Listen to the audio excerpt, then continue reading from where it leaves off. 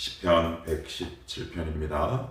시편 117편 구약 성경 888쪽입니다. 자, 두 절입니다. 이제 2절이니까 우리 같이 한 목소리로 읽도록 하겠습니다.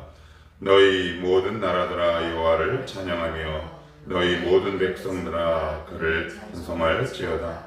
우리에게 향하신 여호와의 인자하심이 크시고 여호와의 진실하심이 영원함이로다. 할렐루야. 예, 오늘 117편은 누가 썼는지 전혀 알 수가 없습니다.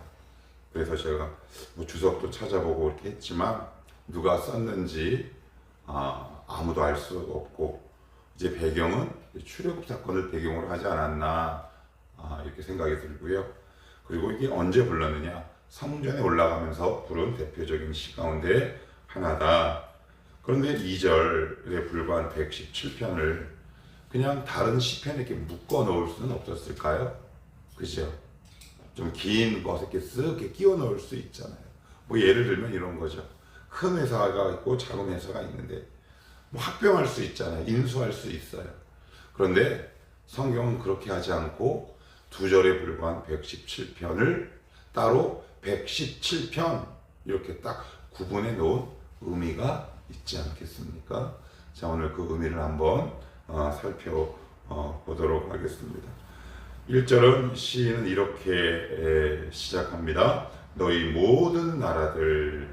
자, 무슨 나라냐 하면 모든 나라입니다. 저 1절 끝에도 보시면 너희 모든 백성들 이렇게 얘기합니다.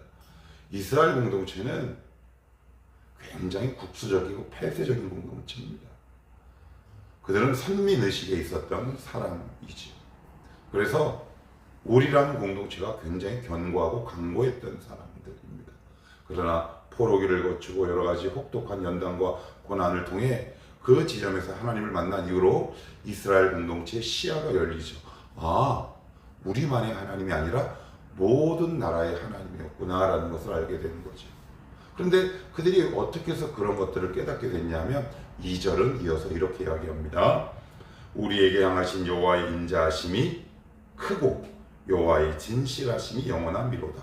그래서 인자라는 말은 계속 반복됩니다. 성경에 아주 많이 반복되는 단어, 헤세드란 단어라고 제가 이미 누차 말씀드렸습니다. 자비, 긍휼입니다. 자, 그러면 진실하심은 뭐냐면 인자하심과 진실하심은 동전의 앞뒷면처럼 꼭 쌍둥이처럼 붙어 다닙니다. 이건 에메트란 단어인데 견고하다, 충성스럽다라는 말입니다.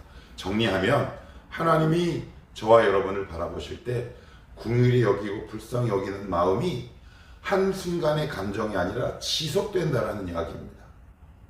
그러니까 이스라엘 공동체가 이걸 발견하게 된 거죠. 그러니까 이거를 신약 성경에서는 뭐라고 얘기할까요?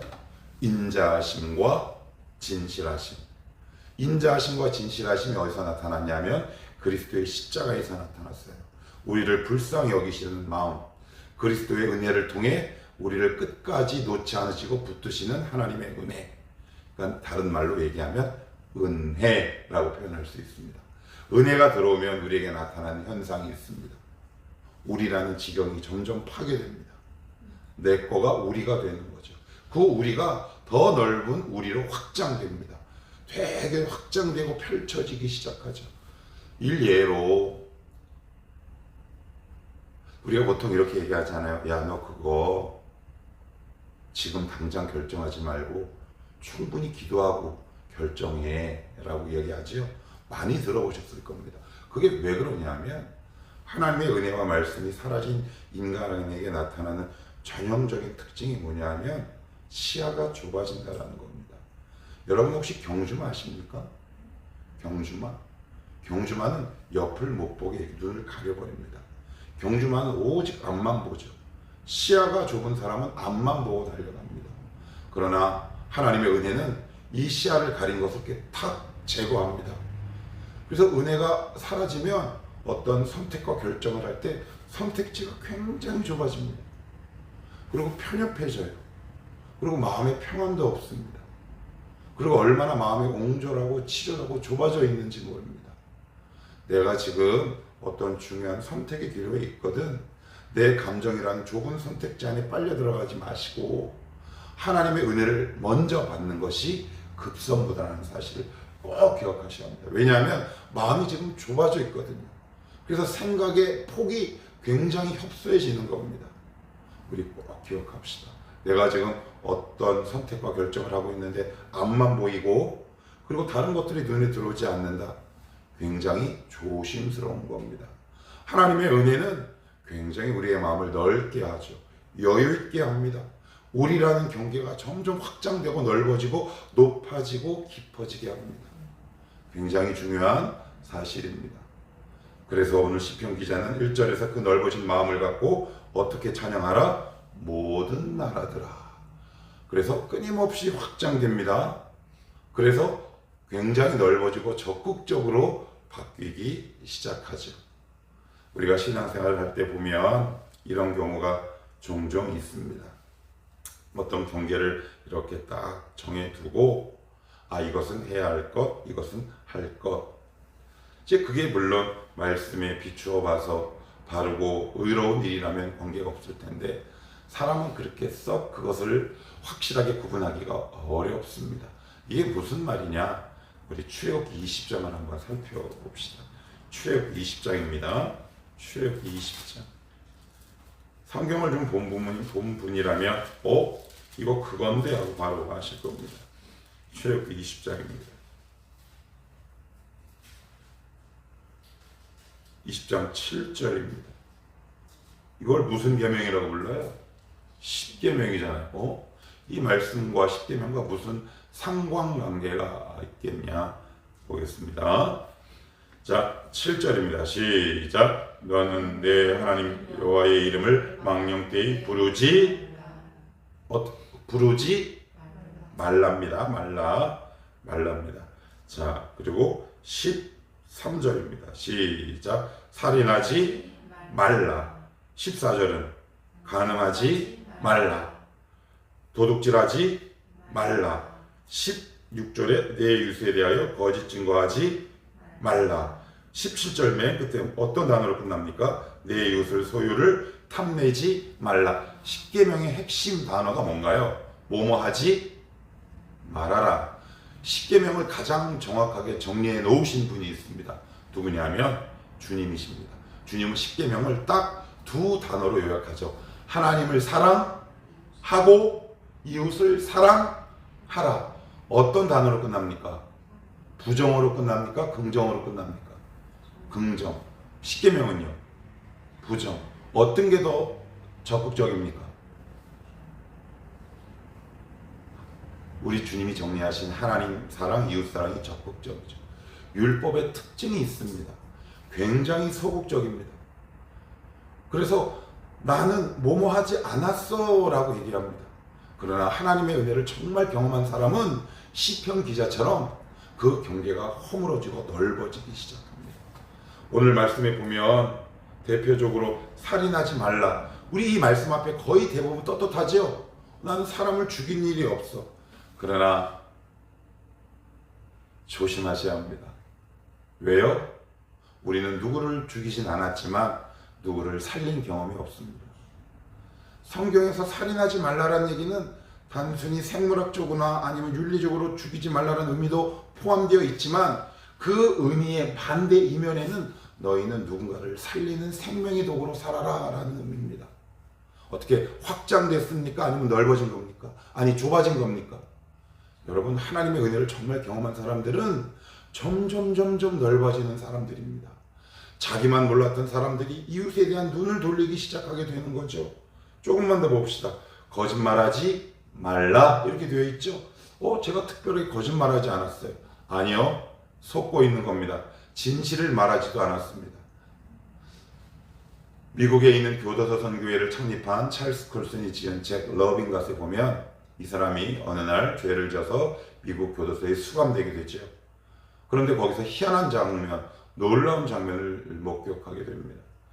교도소 가기 전에는 찰스 콜슨은 무신론자였습니다. 그런데 어느 날 그 죄수 중에 하나가 예수 그리스도를 영접했는데 희한한 행동들을 하는 겁니다.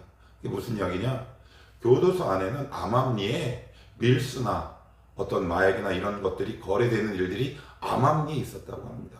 그 책에 의하면. 그런데 그 장면을 본 그 또 다른 죄수, 예수를 믿은 죄수가 너무너무 괴로워하더래요.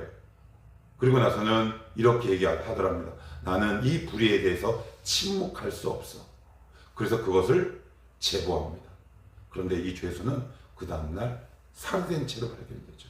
그 모습을 본 찰스 폴스는 굉장한 충격을 받게 됩니다.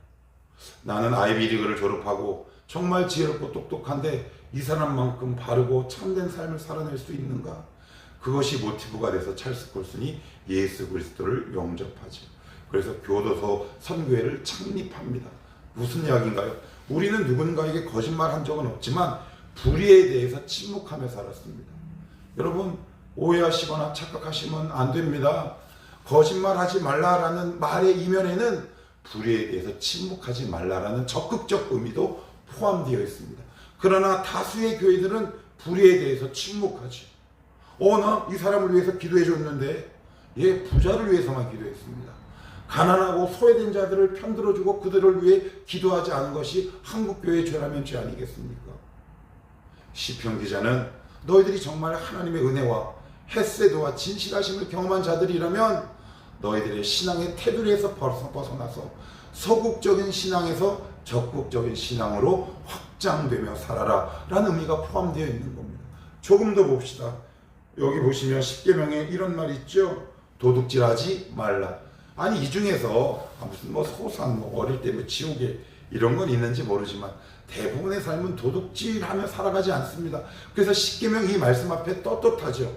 그러나 그 말씀이 단순히 도둑질하지 말라라는 의미만 포함하겠습니까? 무슨 이야기입니까? 그런 소극적인 삶에서 벗어나 나눠주라라는 의미를 담고 있는 것.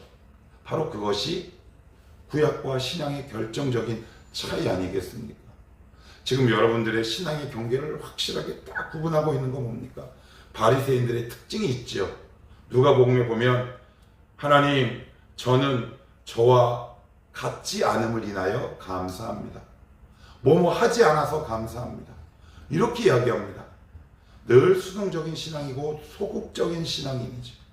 여러분, 우리의 그 신앙의 경계가 깨져야 합니다. 사람은 저마다 자기만의 신앙의 경계선들이 분명하죠. 그래서 그것을 깨지 않습니다. 그것을 진리라고 생각합니다. 그러나 우주보다 크고 이 모든 피조물 위에 계신 하나님을 우리가 정말 만난 사람이라면, 우리가 흔히 말하는 인격적인 하나님을 만난 사람이라면 우리가 갖고 있는 신앙의 벽들을 오늘도 말씀의 망치와 은혜의 망치로 하나 둘씩 깨가야 하지 않겠습니까? 여러분을 지금 오늘 우리가 찬양 부른 대로 저 넓은 바다로 나아가라 이런 가사에 내가 지금도 꽉 붙들고 있는 것이 어떤 것이 있으십니까? 구약은 소극적이고 신약은 적극적입니다. 율법은 소극적이나 은혜는 적극적입니다. 오늘도 우리 안에 있는 내가 세운 믿음의 경계가 과연 어디인지 말씀을 깨는 기회가 되기를 바랍니다. 우리 주님이 이렇게 말씀을 하시죠. 누가 너에게 오리를 가자고 하거든 신리를 가져라.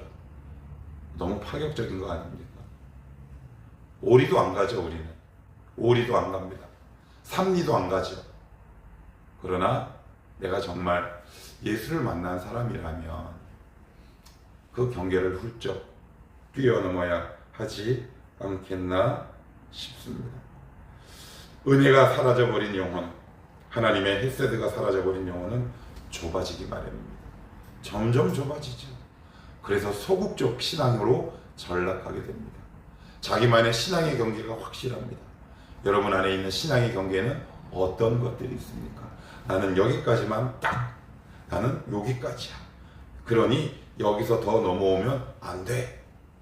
누군가를 배척하고 내 안에 스스로 고립되어 가서 살아가는 사람들, 본인은 모르더라. 본인은 모르더라. 누구만 알더라? 하나님과 주변인들만 알더라. 여러분들의 그런 인간적인 모든 벽들이 깨지시고 우리의 믿음의 경계가 넓어져서 소극적이고 수동적인 신앙이 아니라 적극적이고 능동적인 신앙인으로 우리가 하나님의 기쁨이 되는 삶이 되시기를 주님의 이름으로 축복합니다. 기도하겠습니다.